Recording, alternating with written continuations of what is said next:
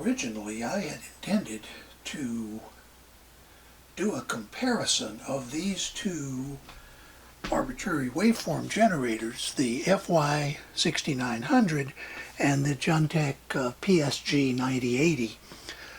But I'm going to put that off for a while, in part because I have a Siglent generator that has failed and been sent in for repair, and I've just learned that it's on its way back to me, so I'm hoping it will arrive and I can include it when I compare these two and compare it to the Siglent, because the Siglent represented, at least at the time I bought it a few years ago, sort of the state-of-the-art of these kinds of generators. So I'm going to change gears, and one reason is the Siglent news, and the other is that I have learned a lot about this generator that I did not know. Now, I've watched a bunch of the reviews on YouTube, and there's at least one that I will recommend. If you're interested in this, it's a pretty in-depth review, and I'll show you that in a second. But neither in that review nor in the manual are some of these features documented, and I really mean features, I don't mean problems. So what I'm going to do today is talk about what I will call the hidden features of the FY6900. Now, some of these are briefly mentioned in the manual, but as I'll show you in just a minute, when I also show you the review that I thought was the best of the bunch on YouTube, while it's mentioned in some areas like features, there's nothing really on it in the manual itself. So once again, it's one of these things where Chinese electronics companies keep shooting themselves in the foot. For a few $100s, they could get a decent English-speaking technical writer to update their manuals and make them and fully disclose what's in these products. And I think the Chinese engineers have a lot to be proud of. This is a very nice instrument, in my opinion. But unfortunately, somebody is being penny wise and pound foolish at the manufacturers, because this one, as well as the Juntech, have features that are not in the manual, and yet they are very useful and I think should be trumpeted. Now, the manual would get much longer if you included all of this, but since it's a software manual, you download it, no real additional cost to the manufacturer except the pittance it would cost to hire a technical writer. So okay, here endeth my rant for the day. Let's take a look at a review that I really like on this this FY series. So here is what I consider the best review. Now, this is actually of the FY6800, which is the immediate predecessor. It's fairly recent. It's 2019, and it's now January of 2021, so it's about 2 years old. But almost everything that Robert shows in this is Robert's smorgasbord. Let me see if I can scroll down just a little bit. Whoops, went too far. Okay, well, let me reset the video.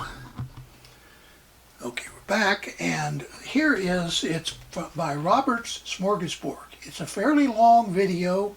I think it's like 57 minutes, and there are two addendums to this, one that talks about the output stage and one that talks about, I can't really remember, I know, calibrating the 6800, that I recommend you also watch. Now, there are many other good reviews on YouTube, but they either are relatively incomplete, or the reviewer, well, either the equipment they use to demonstrate or the technique they use isn't really consistent in my mind with the principles of metrology, the study of the measurement, electronic measurement. I'm not saying they're bad videos, I'm just saying that I think there are better ways to show the features of this FY6900. And one of those actually is in this video. At a particular point, Robert runs out of bandwidth on his scope. The scope is a 50 megahertz, the signal generator is a 60 megahertz. Now he points out that, look, these things could be a problem in my scope due to bandwidth limitations. So just keep in mind that when you're watching any of these reviews, including mine, that you may have a better way of doing this, or someone else may have a better way. So I will try to explain when I talk about some of these things why I used the method I used, if I think that there might be some disagreement about which is the best method. Okay, let's move on and take a look at a few of the things that I found in the FY6900, the successor to this one, that I think are worth talking about. Here is part of a page from my notebook that I keep when I do experiments of any kind. It's kind of a lab notebook, and I've got dozens of these notebooks filled from the last 50 years of my engineering and research career. But as you notice, I still keep the notebooks even though I no longer am doing this professionally. I'm completely retired. But notice that every one of these are things that surprised me when I discovered them. And one of the ways, by the way, my method, maybe not the best, but the one I use, is I go through every menu and then every sub-menu of every menu and so on until I have at least looked at the screen, every screen that I can find in this device. And each time that I discover something that I don't really understand, I go back and read the free manual, RTFM. I know the loud boys have a different have a different set of words, but read the free manual. If I don't find it in the manual, then I say, boy, I ought to investigate that, and I do. So that's where this list came from, and now let's look at a few of the things that I found out. One of them is depicted on this chart.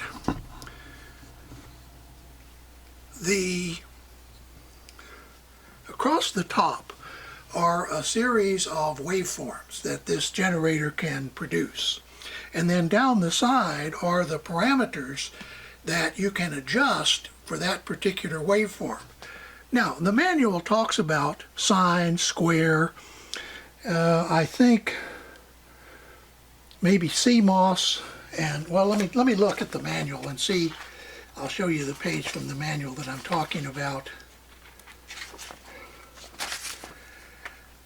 Bear with me for a second. I should have had this already up and ready to show, but the page in the manual, here it is, that talks about this is on page 17, at least of the edition that I have. And you'll notice down here, they talk about sine, square, rectangle, triangle, sawtooth, and arbitrary. Now I'm going to skip arbitrary because that's a completely different and very large subject involving the use of software and other things that I just don't want to get into, at least at this point.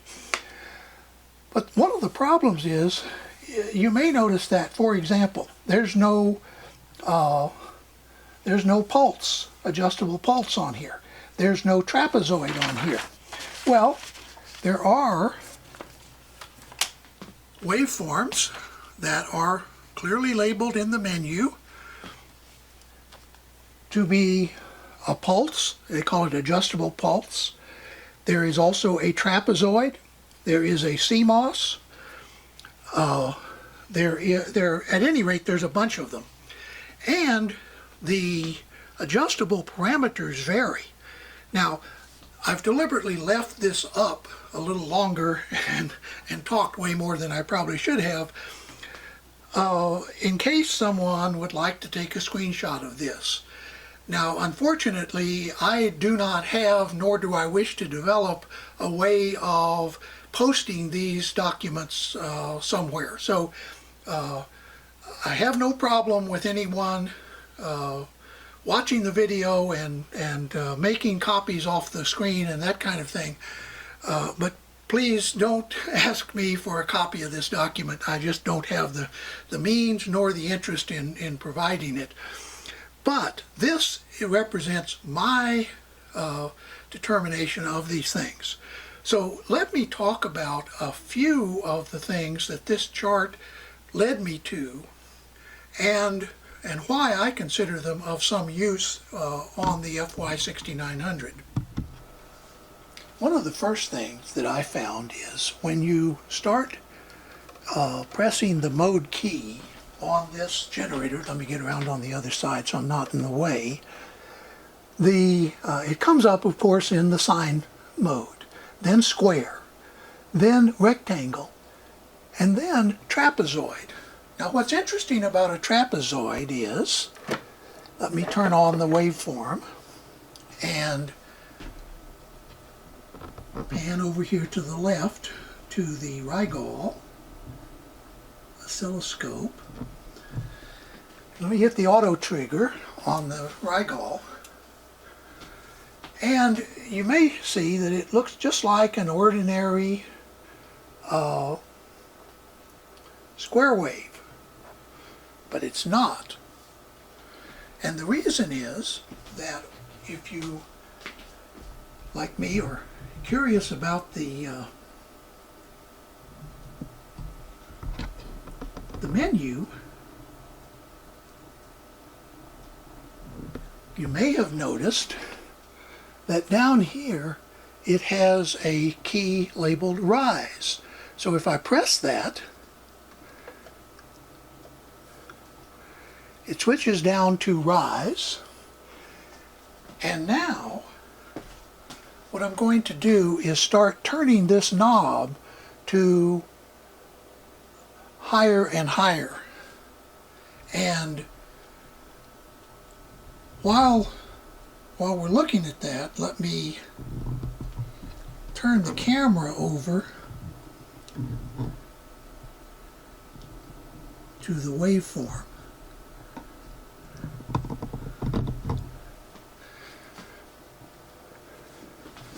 Let me get around on the other side. These tripods get in your way. Now you notice what has happened is the rise time of this is changing from a square wave into a true trapezoid. Now notice this is not a triangle with an adjusted duty cycle. This is a true trapezoid. Let's go back to frequency and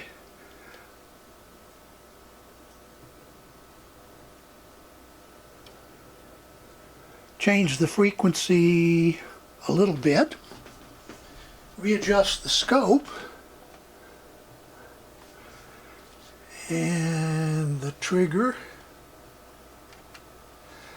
and you notice that you can get a signal that, I'm going to raise the frequency still more.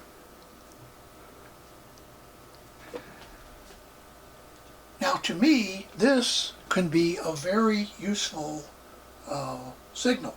The reason is, if you notice, it has a fall time that remains very sharp. And you can adjust the slope of the trapezoid because the time from 0 to maximum is adjustable.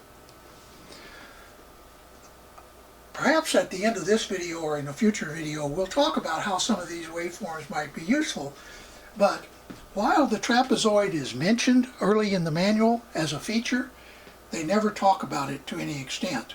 and certainly don't give any examples in the menu of how to set it up or things of that sort.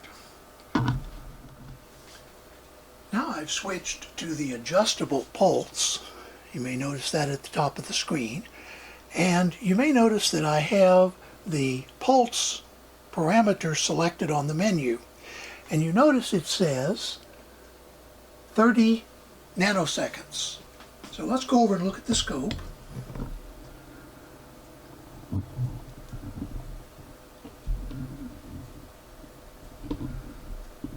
And there we have, let's look up at the time per division. And you'll notice it's 10 nanoseconds per division. So 10, 20, 30 nanoseconds from the 10% point to the 10% point, which is the way I measure pulse width. Now, you may measure it at the higher level, so let's suppose that you want an even narrower pulse. Well, below about 30 nanoseconds, it becomes more of a peak pulse. Let me show you. 20 nanoseconds. Still pretty good, and notice 10, 20 nanoseconds, but now it's beginning to get a little bit off from the 10% point. It's a little more like 23 or 24 nanoseconds, but you can go even lower. That's a 10 nanosecond pulse.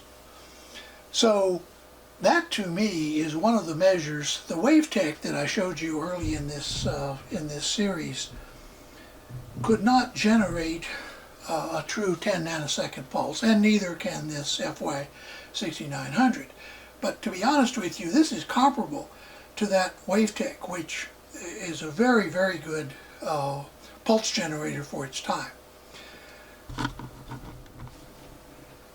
Now I have a rectangle waveform, and I'm set to adjust duty cycle. That's 50%.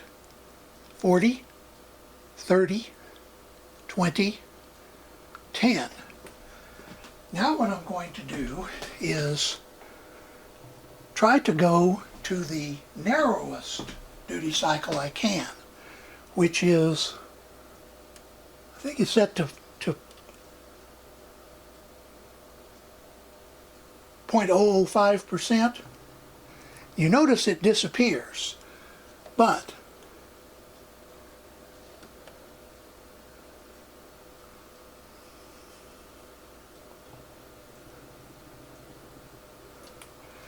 now that is 0.5% duty cycle. And notice that what we have, let's go back to 5 nanoseconds per division, or maybe let's go to 2. 2, 4, 6, 8 nanosecond wide pulse with using the rectangle function. Once again, this is pretty good performance for a generator that cost me slightly under $100. By the way, I bought it from Amazon. It was on sale. I couldn't believe I got a 60 megahertz version for actually $7 less than they were advertising the 30 megahertz. So they may have had an overstock or whatever. Frankly, after I ordered this one, waited till it had been shipped, and then I checked again, and Amazon had raised the price. So I'm sorry I didn't even have the generator in time to tell anybody about that deal. And who knows, maybe I got the last one anyway. But watch the various sites. Usually I buy from Banggood because they're cheaper than Amazon. But in this case, Amazon was actually cheaper than Banggood. Now, let me illustrate something that I have found useful, or at least a way of thinking about the modulation functions on this FY6900. The way that I think about this is you have 2 channels. To do modulation function on this generator, the carrier has to be on channel 1, and the baseband, or modulating signal, audio in other words, if it's an audio modulating signal, has to be on channel 2. And what the modulation key does is it couples those two together so that channel 2 modulates channel 1. The reason I point that out is you can set up channel 1 and channel 2 the way you want it to be. And then when you press modulation, let me show you. Now, on the right, the scope is showing the output from channel 1 and the output from channel 2. Notice that channel 1 and channel 2 are unrelated. Channel 1 is producing the carrier, channel 2 is producing the audio, we'll call it, or modulating signal.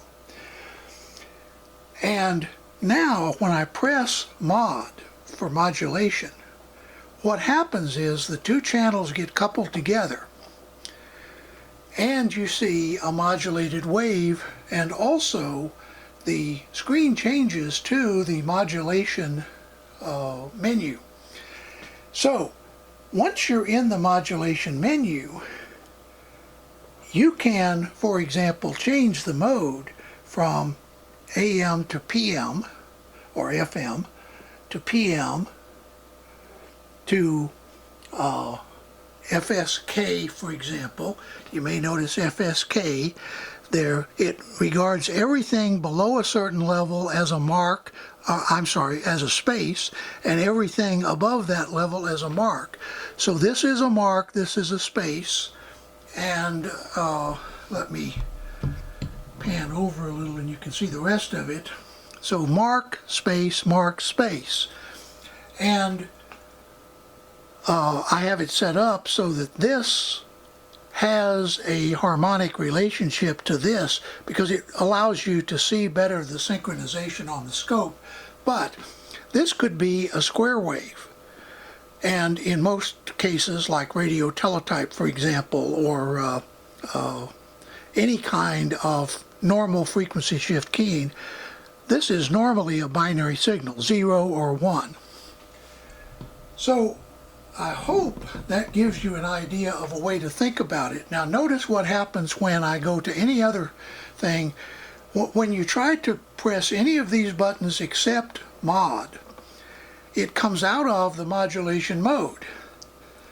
But you can go back into the modulation mode once you've done what you want to do, and the new settings will take place. So if you change the parameters of channel 1, for example, to change the carrier frequency, and then you go back to mod, you see we are now back to mod again. And now let's go back to an AM signal, and you see once again what we normally expect. So if you think of the modulation key as a coupling key between channel 1 and channel 2, that couples channel 2 as a modulating source for channel 1, at least in my mind, that helps me keep everything straight. And I realize that if I try to change anything else on the generator, like I tried to go to the channel 1 menu to change something there, I lose the modulation. But I can get it back by simply pressing the modulation key again. So I hope that will help and will be useful to people who own this generator or any of the similar ones like the FY6800 and so on. Well, I hope that I've revealed a few of the features of this FY6900 that I believe you don't find anywhere else, even in the manual. There may be a website or a YouTube video or maybe a version of the manual that I haven't seen that talk about some of these things, but these are some of the features that I found in the FY6900 that I think make it a pretty good generator. So I plan now to move on to the comparison to the Juntech that is immediately below it, right there, for my next video, but who knows what the future will bring. Hope you enjoyed it. Have a little fun, get in the lab, stay safe, have a nice day.